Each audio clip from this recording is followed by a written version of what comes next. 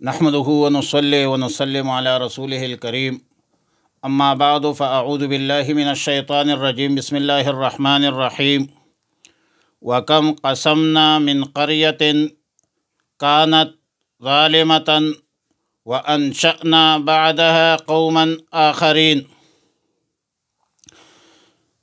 پارہ نمبر 17 سورہ انبیاء، رکوع نمبر 2، آیات نمبر 11 تا 17۔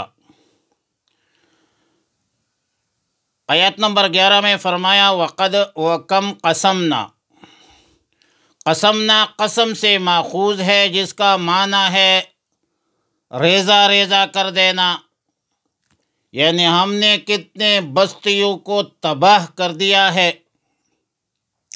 اور فرمایا وکم قسمنا، اور کتنے برباد کی ہم نے من قریۃ بستیاں کانت ظالمۃ جو تھی ظالم، وانشأنا بعدها اور پیدا کر دی ہم نے ان کے بعد قوما آخرین دوسری قومیں، فلما احسوا بأسنا جب انہوں نے محسوس کیا ہمارا عذاب، اذا هم منها یرکضون تب وہ ان بستیوں سے بھاگنے لگے۔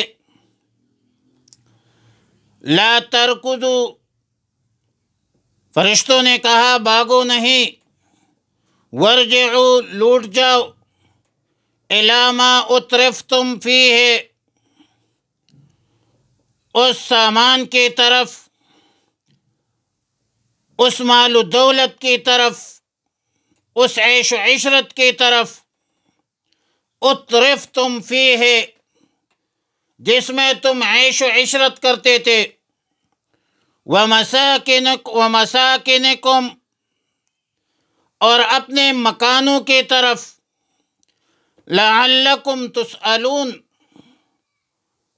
تاکہ تم پوچھے جاؤ۔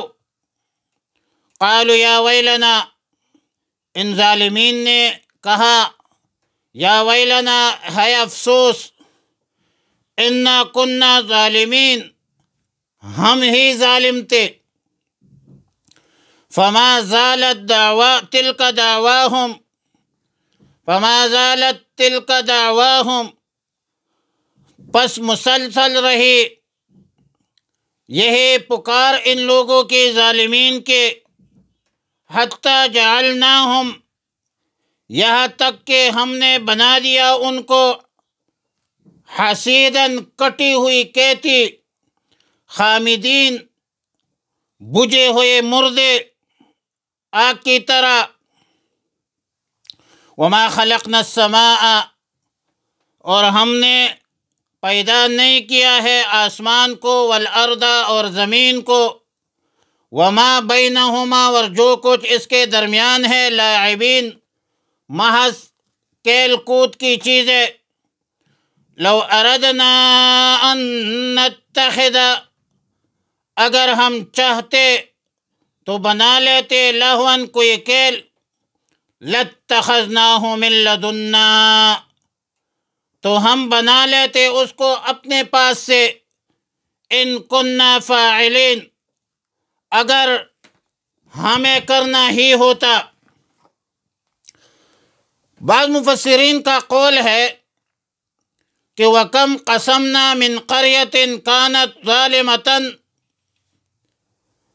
ان بستیوں سے مراد حضور اور قلابہ کی بستیاں ہے۔ معالم التنزیل نے لکھا ہے کہ یہ آیات حضور نامی بستی کے باشندوں کے بارے میں نازل ہے، جو یمن کی ایک بستی تھی جہاں اللہ رب العالمین نے اپنا رسول بھیجا، جس کے نام کے بارے میں مختلف اقوال ہے اہل علم کا۔ بعض حضرات مفسرین اور اہل علم نے موسیٰ ابن میشا بتایا ہے، اور بعض اہل علم نے شعیب بتایا ہے۔ بہرحال جو بھی نبی تھا اللہ کا رسول تھا، اللہ کا بھیجا ہوا تھا، مبعوث تھا، قوم نے اللہ کے اس رسول کو شہید کیا، اور اللہ تعالیٰ نے ان اہل بستی کو ایک کافر بادشاہ بخت نصر کے ہاتھوں تباہ کر دیا۔ لیکن صاف بات یہ ہے، واضح بات یہ ہے کہ قرآن کریم میں اس آیت کے حوالے سے کسی خاص بستی کا ذکر نہیں ہے، لہذا آیات میں عموم ہے، اور اس میں ہر جگہ کی بستی اور قریہ شامل ہو سکتی ہے اور داخل ہوگی۔ آیات کا مقصد یہ ہے کہ ہم نے کتنی بستیاں ہلاک کیے جو ظلم، جبر، بربریت، استحصال، استحصال کا ارتکاب کرتے تھے۔ وَأَنشَأْنَا بَعْدَهَا قَوْمًا آخَرِينَ، اور ہم نے پیدا کی اس کے بعد دوسری قوم۔ فَلَمَّا أَحَسُّوا بَأْسَنَا إِذَا هُمْ مِنْهَا يَرْكُضُونَ، پھر جب ہماری ہلاکت یا ہمارا عذاب کا احساس ان لوگوں کو ہو گیا تو حواس باختہ ہو کر بستی سے بھاگنے لگے۔ پہلے ظلم کرتے تھے، اور جب ظالم شکنجے میں آ جائے تو یہ پھر بزدل بگوڑا بن کر بھاگتا ہے۔ ان ظالمین کو فرشتوں نے کہا لا ترکضوا وارجعوا الی ما اترفتم فیہ، فرمایا ابھی بھاگو مت، واپس چلے جاؤ اپنے عیش و عشرت کی طرف، جہاں تم عیش و عشرت مال و دولت میں مصروف رہتے تھے، جہاں تم ظلم جبر کرتے تھے، جہاں تم پوچھتے تھے، جہاں تم سوال کرتے تھے عذاب کے بارے میں، جہاں تم مطالبہ کرتے تھے عذاب کے بارے میں۔ تو یہ مجرمین، ظالمین افسوس اور صد افسوس کے ساتھ اقرار کریں گے کہ یا ویلنا انا کننا ظالمین، ان کننا ظالمین۔ یہ لوگ کہیں گے کہ ہے افسوس، ہمارے بدبختی ہے، شقاوت ہے کہ ہم ظالم تھے، کفر پر، شرک پر، جبر پر ہم ڈٹے رہے، جمے رہے۔ قالوا یا ویلنا میں یا کے حوالے سے بعض اہل علم کا قول ہے کہ یا تنبیہ کے لیے ہے، اور مطلب یہ ہے کہ یہ مجرمین، ظالمین آہ و بکا کرتے رہیں گے، اور پھر فما زالت تلک دعواہم، پھر برابر رہی ان بدبختوں کے یہ آہ اور پکار، حتی جعلناہم حصیدا خامدین، یہاں تک کہ ہم نے انہیں کٹی ہوئی کیتی اور بجھی ہوئی آگ بنا دیا، اور ایسا نیست و نابود کر دیا کہ جس طرح کٹی ہوئی کیت ہوتی ہے یا بجھی ہوئی آگ ہوتی ہے۔ اور آیت نمبر 16 میں فرمایا وما خلقنا السماء والارض وما بینہما لاعبین، ہم نے آسمان و زمین اور جو کچھ اس کے درمیان ہے